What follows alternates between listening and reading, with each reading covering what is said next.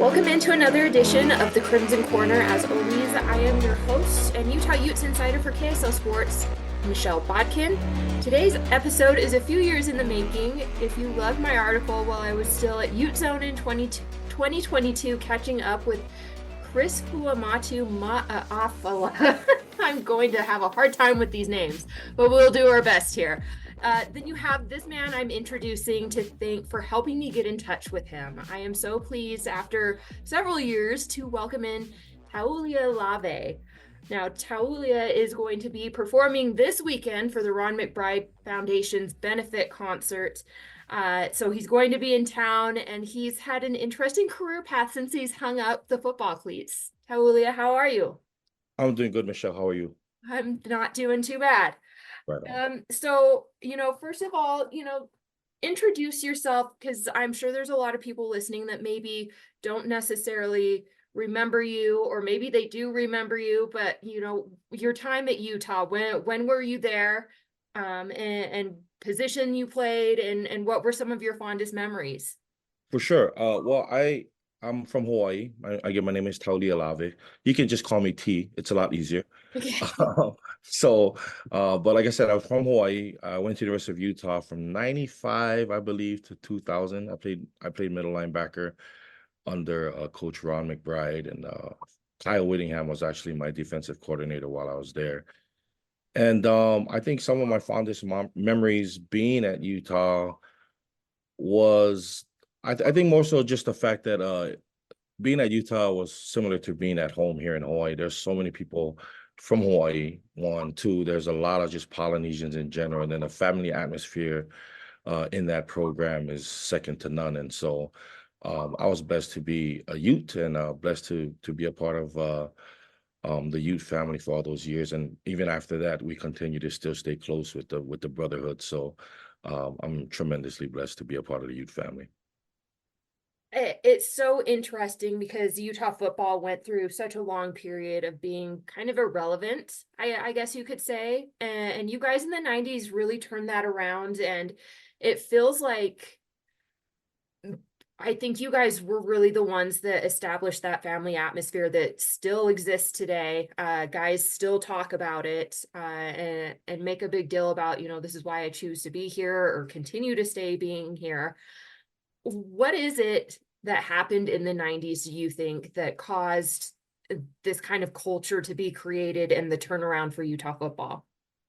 Honestly, I think it was just Ron McBride and Lavelle Edwards, the great Lavelle Edwards, was probably the two coaches even before the 90s. They were doing this in the late 80s and mid 80s, and even before that. But they were kind of the two coaches that took a chance on these kids from the islands, whether it be Hawaii, Samoa, Tonga, Fiji. They took a chance on these kids from the island, and it allowed us to just get to a place where, like growing up here in Hawaii, where I grew up in Waianae, you almost never think about getting off the rock.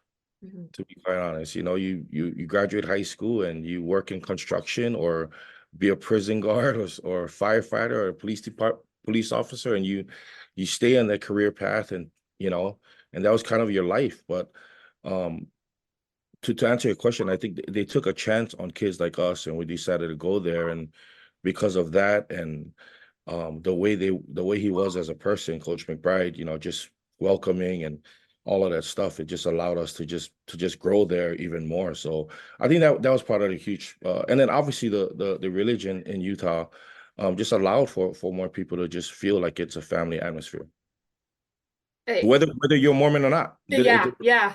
I was didn't gonna matter. say, as a non-Mormon, but Yeah, grew up in Utah my entire life, I know nothing else. Like, it permeates our culture, yeah, and whether you're a part of that or not, the family thing just seems to be a big deal. I know it is for my family, and like I said, did not grow up LDS, so yeah, I think what you speak to is absolutely 100% true.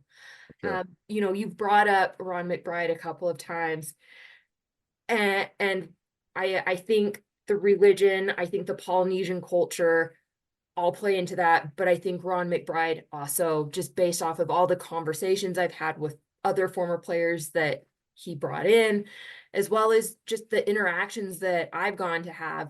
He's also a very big key factor in that family atmosphere that's been created up there.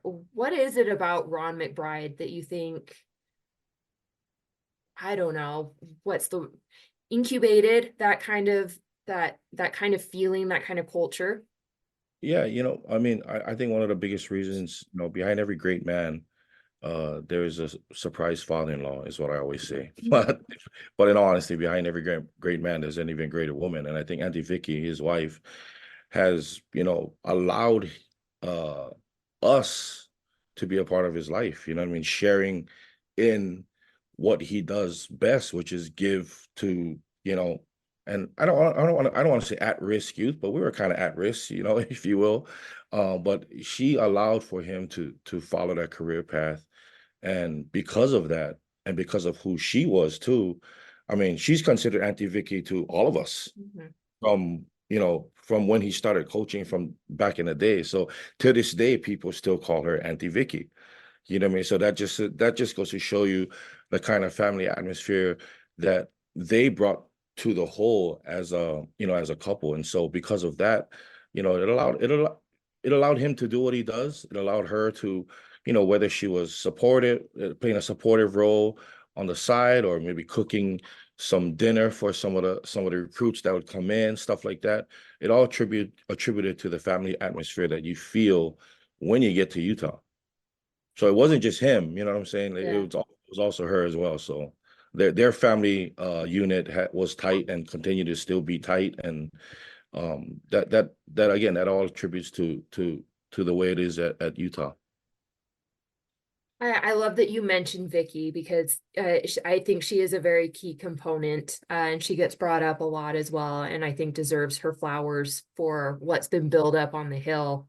It's so easy to think about all the guys that are involved in that, but there's a lot of women that have helped build that as well. And she's certainly one of them.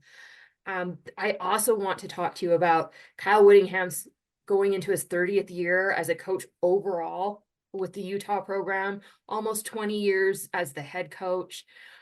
You got to see him in the very early years of his coaching career as a position coach, and maybe later on as a defensive coordinator as well, if I'm not mistaken.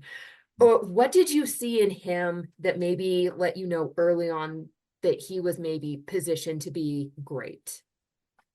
Probably the biggest thing was his passion for football and teaching football the right way. Um, Seeing Coach Whittingham grow over the last several years, and then when I say several, I mean the last 30. Geez, oh Pete's. It's been exceptional to watch, just him doing his thing, and it's football is changing now, and I know his mentality of football, the way he teaches, I'm sure is being affected. And how, I mean, kids these days are making more money than coaches. You know what I'm saying? So it's insane to see. But Coach Witt was just one of those guys. I mean, he learned under his father, who the late great Fred Whittingham, who was also just a beast in his own right. Somebody super smart, and so I see a lot of passion out of Kyle, and it says a lot to him and what he's done as well. Because 30 years at one program, Mhm. I mean, I don't know if there's anybody out there that has done that right now. I really don't. I mean, just continue to be in the topic of discussion as one of the greatest coaches of all time. Can you imagine that? Yeah. Like he's that talented, and his lineage of coaches that has come up behind him or under him has done some phenomenal things in the coaching world as well. And then the kids that are just going to the NFL now these days from Utah, I mean, they're not just on the roster; they're making a contribution to the NFL team. So that says a lot about Coach Whittingham's character as well. And so, and he as well has brought the family environment, and kept the family traditions in Utah football. I mean, to this day, he comes here, we still get together. A lot of the fellas, a lot of the boys that played under Kyle, we still get together when he comes here on his vacation with his wife, or if they're on a recruiting trail. We always find ourselves meeting up with somebody at one of the coaching staff, and just talking about the kids that are here or whatnot. And so, and about the future of the program and all of that good stuff. And so, yeah, Coach Whittingham, I mean, just a lot of passion. He loves what he does. I used to call him the Wolverine when we were in college because he was built like Wolverine. Yeah, He's I kind of mean, he good. still is. He Yeah. still is. I think he could suit up and But play he's like, tomorrow if he wanted to. yeah, good Lord. Um, I liked that you kind of brought up, because I don't think we hear about that very often. Um, Whittingham's kind of warmness. I mean, what we get to see is he's the head coach of the university, and that's who he is. And he's, to be honest, he's lined up a lot. I've covered the team now for 11 years. He's very different in year 11 of my tenure doing this than he was, in year one. Um, but we hear all the time that Ron McBride makes all these efforts to get in touch with and talk to and stay in touch with or visit former players. I loved hearing that Whit does the same thing with you guys too. We just don't Oh hear yeah. it very often. Yeah, they definitely are two different humans, you know what I mean? I'd say Coach Mack is a little bit more the jokester. He's always talking smack, even to this day. I mean, he's in his 80s and he still talks smack. So Kyle does the same, but it's much more staunch. You know what I mean? Yeah. He's, yeah, they're different, but in many ways they're the same. And one of the ways is their family environment and togetherness and all of that stuff that he brings too. So, I mean, they still vacation as a family here. Um, I don't know why they come here though. It's expensive to bring all his family, but hey, whatever. So, I mean, again, this is a place for them that they consider home as well, you know, because there's so many people from the pipeline here in Hawaii that have gone to Utah, and not just Utah Utes football, but just Utah football in general. I mean, people are moving here as kids, like in the eighth grade, to go play football in Utah nowadays. Mhm. Like tons, not the onesies and it, like there's a lot of people just transferring to Utah football in general. So I think the way Utah football has been played has permeated through high school level and the youth, all of that stuff. And when I'm talking about Utah football, not just the Utes, like Mhm. BYU program is a phenomenal program. I mean, Utah State has come on the map. Weber State has come on I mean, even like all of these colleges that kind of have fed Utah football for years and years and years, are doing well still. I think that's an interesting point you bring up. It just recently, not too long ago, it came out that the state of Utah, whether we're talking kids that played in high school or that came through any of the local colleges, per capita has the most NFL players in the entire country. What do you think attributes to that?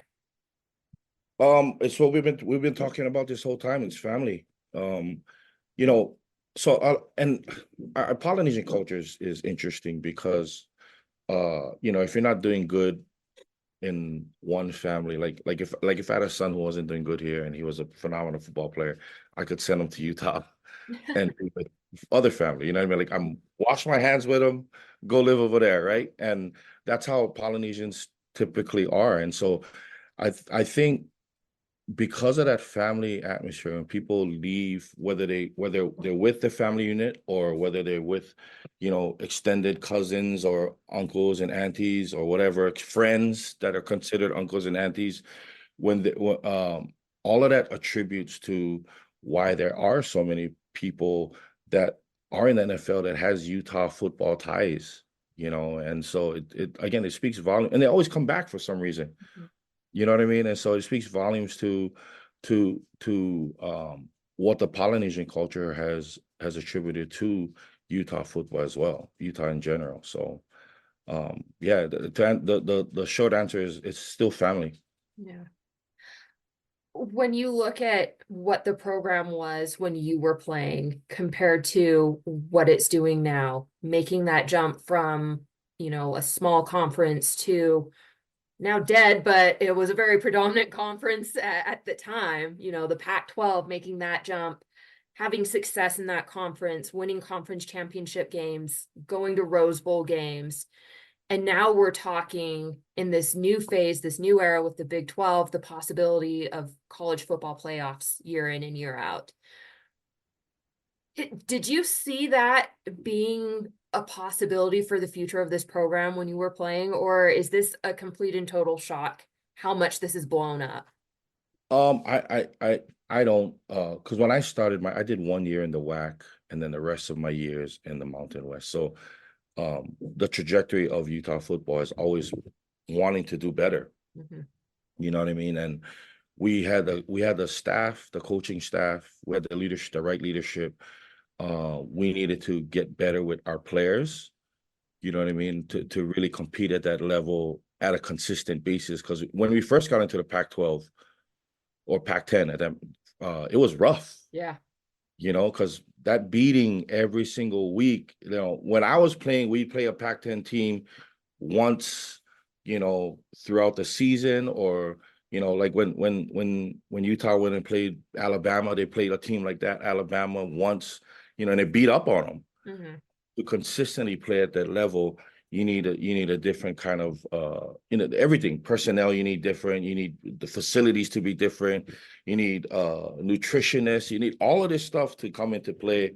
And so I don't think it was a big jump for us. Looking back at it, we always wanted to, when I was playing, when we beat a Pac-10 team, we felt like we should be in a Pac-10. Mm-hmm. You know, like when we beat Stanford, it was like, yeah, why are we playing every week? But you know, we kind of know why you're not. But then as you watch Utah football progress in their bowl games, and I mean, at one point they were like the most winningest bowl team. I think there was like 18 some like, I don't know how much it was, but it was a lot straight. Yeah. Yeah.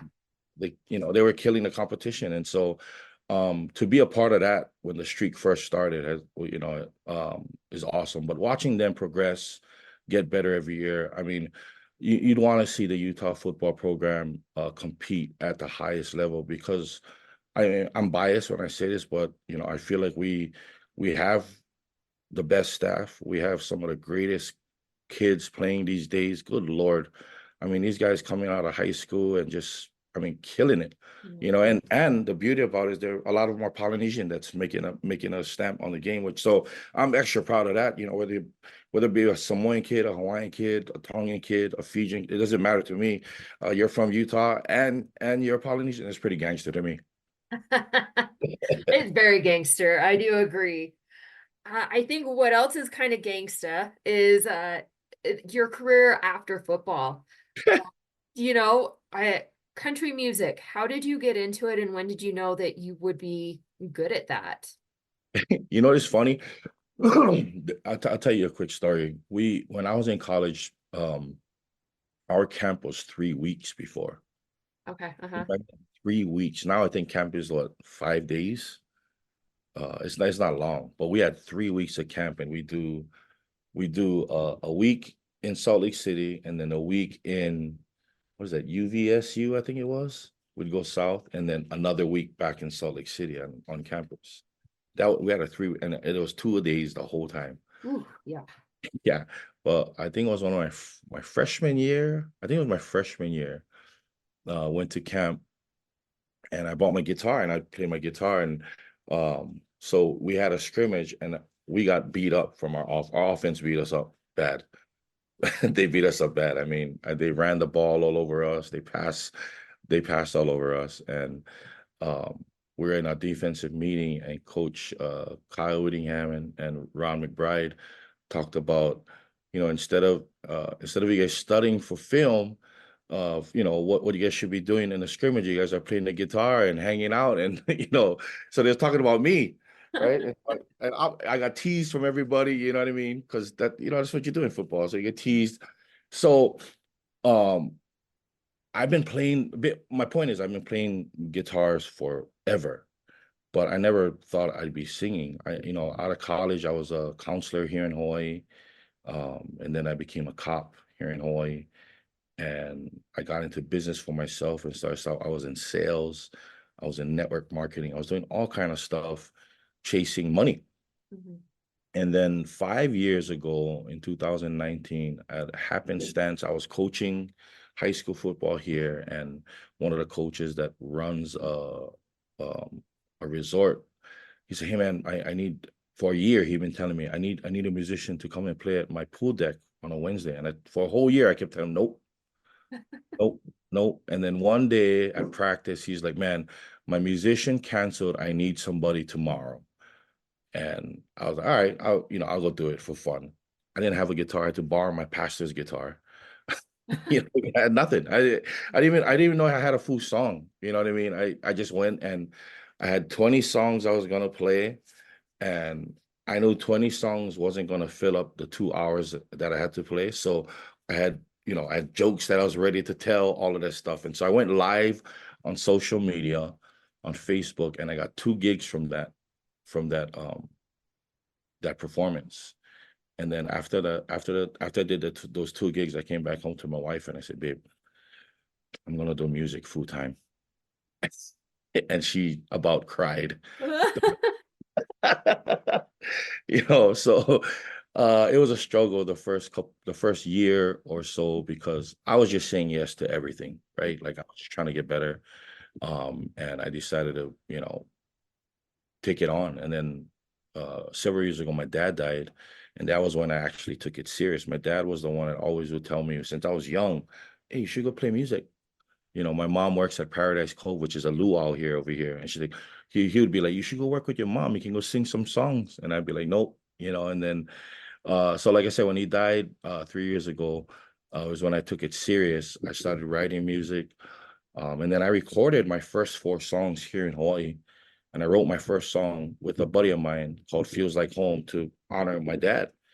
And um, while being here, doing the gig thing, recording here, I only play country music, Mm-hmm. and so I was like, man, if I want to do good and if I want to make it, I got to go record in Nashville. So I decided to record in Nashville. And so I recorded 4 songs in Nashville last year. And I just finished recording my album like maybe a month ago. It's coming out October 4th. So yeah, I'm officially a country music artist recording in Nashville. Crazy. Who'd have thought? Uh, Not me. what was it about country music that drew you in versus any other genre you could have maybe pursued? Yeah, that's easy. I mean, well, I wouldn't have been able to pursue any other genre because my voice is fit for country. However, uh, I'm first generation here in Hawaii. So my parents, when they came from Samoa, all we listened to was Samoan music, Motown music, and country music. That's all we listened to. Yeah, growing up, that's all we listened to. So when I started gigging 5 years ago, 60% of my set list was country music. Uh-huh. Um, and to be honest, I didn't know the difference really, 5 years ago when I started playing music. I was playing music that I liked, Yeah. and people was like, "Oh, you play country?" I'm like, "I guess so." Yeah, I don't know. That stuff, because I play it the way I play it. I play it the way I heard my dad sing it. You know what I mean? And so I never knew it was country music or whatever. Then I find out, oh wow, this is the original singer. So naturally, as I started progressing in my music career, I noticed more and more people, I was getting more of a reaction from all the country songs I sang Mm-hmm. and not all the other stuff I sang. And so I started progressing towards the country music vibe. And I've been doing it now for like the last 5 years, 6 years, 5 years. It'll be 6 next year or the end of this year, it'll be 6 years doing country music. Now, I mean, I make my living as a writer. How do you go about, I always find this interesting. How do you go about writing songs and making it fit and making the music fit with the lyrics, and where do you get the inspiration from to do that? So a couple of things, yeah. For me, I write with another guy that he plays music with me in my duo. His name is Oil Collier. But when we write music, it's all about life experiences, right? Just anything that life experience. But how we write songs, and I've read so many books in like I didn't read one book in college, but after college I read like you wouldn't believe. Like, and so I still have like all of these sayings that just floats around in my head, and I'll occasionally I'll just text him and say, "Hey, what do you think about this idea of a song? Anywhere but nowhere. Like something simple like that. Hmm. Anywhere but nowhere." It's like, "Oh yeah, that's a good idea." Then he'll write a verse and I'll write a verse, and we'll see if it comes together. And um, when you get with somebody who writes similar to you or has the same thought processes as you, it's a lot easier to gel the songs together because again, you're on the same wavelength, right? Like something as simple as anywhere but nowhere. Just that's all I sent him. And we wrote something super similar. You know what I mean? Feels like Yeah. home, first song that we wrote together. I said, hey, man, I want to write a song about my dad. These are some of the key points. He wrote a verse, I wrote the verse. We both wrote the chorus. So now when we get together and we do a writing session, in 2 hours we could write 4 songs, and one of them just be an absolute banger. Hmm. Something that we're like, oh, this could get on the record. And then picking those songs to be on the record is just another challenge in and of itself. But writing, again, I got with somebody that I can write with. I've tried writing with other country music artists too, Hmm. in Nashville, and it's different because we're different. Our Yeah. life experiences are different. You know what I mean? And so, with he and I, he's locally here from Hawaii. I've known him for 20 plus years. And so it's easy to write a song with somebody that you kind of vibe with. Now that you're kind of into this and you're about to release your first album, if all goes well, if things blow up, who's an artist that you would maybe love to collab and do like a duet? I know that's a very, especially I think, popular thing in country music to do those collabs. You know, the one person that I would love to do a collab with would probably be Chris Stapleton. Okay. Um, he's like he's probably the most who I kind of give my writing style, my songs, the sound of the songs is very similar to his, in my opinion. I could be wrong. I don't know. I just really like the guy, so Mhm. automatically I assume that, oh, we're kind of like the same. Because we're about the same age, you know what I mean, all of that stuff. But as far as a group is concerned, it'll probably be Zach Brown Band. Okay. I really like those guys too. But I'm hopeful things will. I mean, the music business, it ain't easy. Yeah. There's I mean, it's tough. It is tough, and so I may be putting myself on a limb here, but I don't care. We talked about earlier what got me into country music, right? And it's my dad and all that stuff. But I have so much passion for honoring my dad and my family, and so that's all another part of the reason why I do music.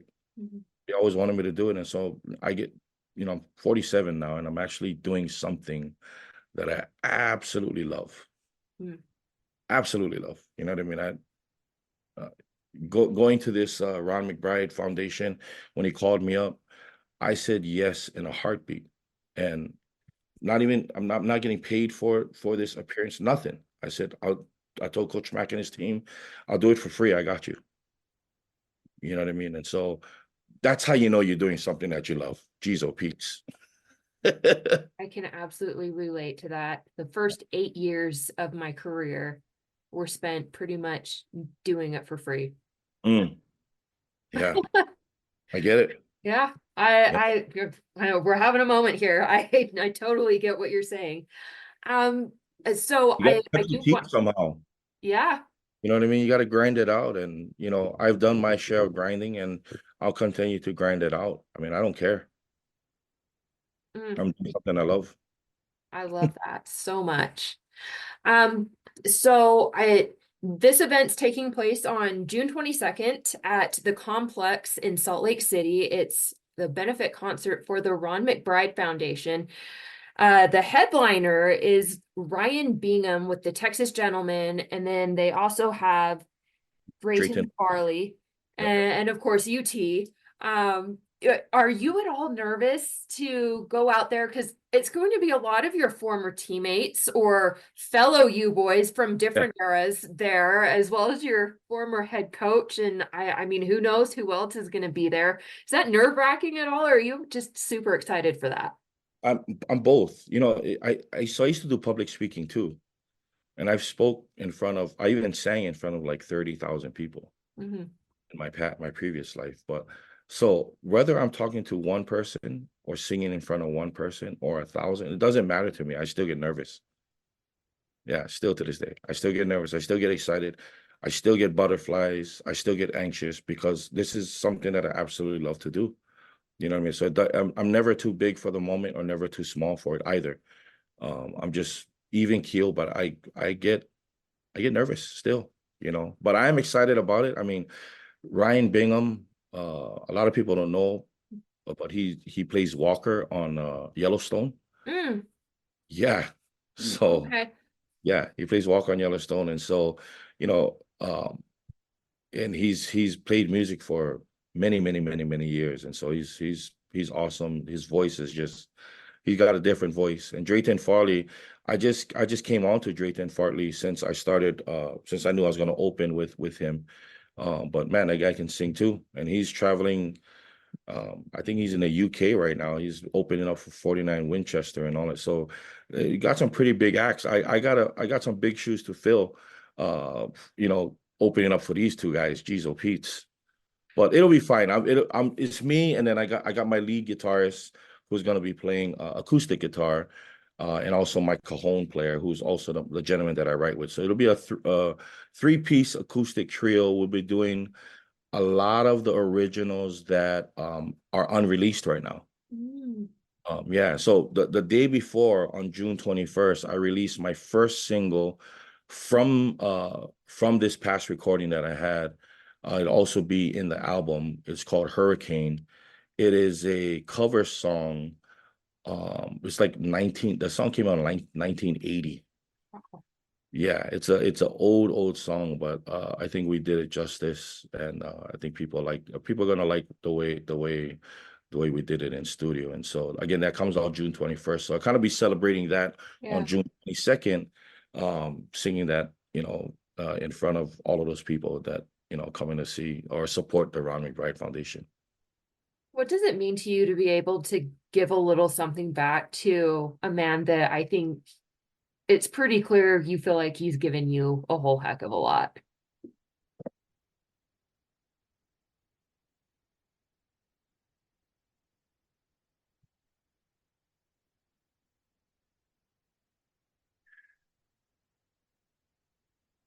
Ooh, Oh man.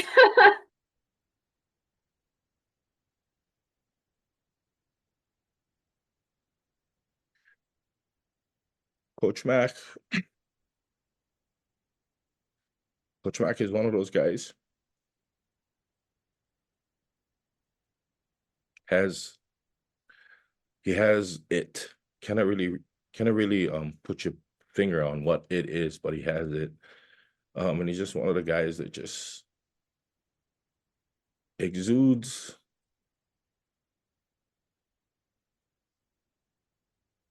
love, positivity, and just lifting others up. He our culture, our upbringing, and today, men in general, um, we don't normalize saying I love you. Coach Mack was one of the first people that I've seen, that I've heard him tell me and other kids, "Hey, I love you, man." You know, and it means a lot to come back and give back to his foundation. It's a small, I'm not giving back monetarily or whatnot. I'm playing music, but to give back my time, to to this foundation and the things that he does in Utah and just in general, what he's meant to so many kids that look like me. It's awesome. It's an honor. Oh man, you're making me cry too. I wasn't expecting that question. Oh. You know, he's like a father figure to so many. Still is, you know. And yeah, I wasn't expecting that question. I was doing good. But Man. I love the guy, you know, and I speak on behalf of every Ute that has played under him or even hasn't played under him that know him. They love him too. You know, it's, the same will be said about Kyle, when he decides to retire. So it's a great program, man. I love the program. I love Ron and Vicky, their family, what they've done. And so I'm excited to be a part of this. Hopefully I can be a part of it as a headliner next year, instead of an opener. So we'll see. Well, I have my fingers crossed for you. I'm sure you're going to knock all of our socks off. I will be in attendance. Nice. Yes, I'm so excited. Again, for anyone listening to this is taking place on June 22nd. I think tickets are starting to get a little bit tight. This is a pretty high in demand event happening, but it's going to a really, really great cause. As you can hear from T, just a lot of emotion there. What Ron McBride means to a lot of us in the not only Utah football community, but in the Salt Lake and Utah statewide community as well. It's just it's hard to put into words, I think, what that man has done and continues to do with the platform that he's been given. It starts with football, but that's just the vehicle. Yeah, for sure. So yes, buy your tickets. Again, you can see Taulia Lave perform for the first time songs that he is planning on releasing as an album later on this year. You can also see Ryan Bingham with the Texas Gentlemen and Drayton Farley as well. That's June 22nd at the Complex. Get your tickets. It'll be a good time. A lot of you boys are going. I got hit up a couple times about this, actually. So it's going to be a really, really great time. You're going to be able to see some really cool people that you maybe haven't seen in a while. And it's always just good vibes with the U boys. So T, thank you so much for taking some time to talk about your journey through Utah football and of course this new chapter in your life, putting yourself out there with music. Pleasure is all mine. Thank you so much for having me and hearing my story. So thank you. So that will of course do it for me for another week. I am Michelle Bodkin signing off, and as always, go Utes. Peace out.